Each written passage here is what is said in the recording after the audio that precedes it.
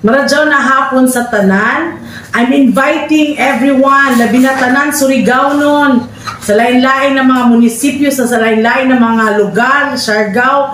I'm inviting you all karong February 29 na gajod ang Binibining Surigay 2024. So kung mahimo, kung pwede, magsadyo lamang kita mga alas 6 ng alas 5 or 5:30 ng hapon, adto na kita sa provincial gym.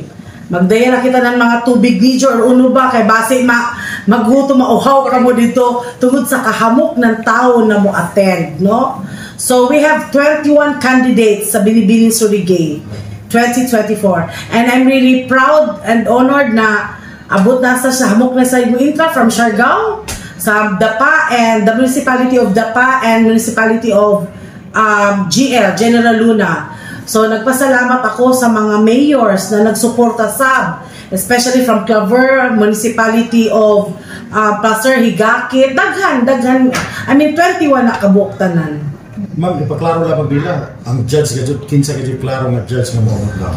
Okay, on February 29, one of the famous vloggers, si Madam Leo Rivita, kanang sa Team Hamloy, she's one of the judges, and then Madam Kay Abad, and then Paul J. Castillo. Married man na sila, minyo man na sila, so they are one of the judges, and then the TV5 newscaster man siguro na siya, si Mr. Hans Ko.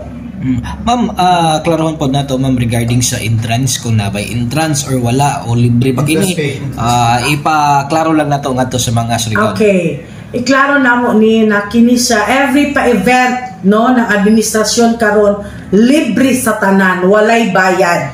And this is the major sponsor of this event is Governor Lyndon Barbers in partnership with JCI. Okay, so kumbaga sa tourism sa province of Capital Don, Kibali, and then in cooperation with Congressman Ace Barbers, Madam Bernadette Barbers, and Mayor Paul Dumlao. Nabatay ginawa ng mga artista, mga bot? Oh, si Kay Abad. Oh, si Paul J. Castillo. So ano na sa PBB man na si Paul J. Castillo. Judge sila. So libre ni sa tanan, wayay bayad, libre sa tanan. Ang venue mo? Provincial Gymnasium.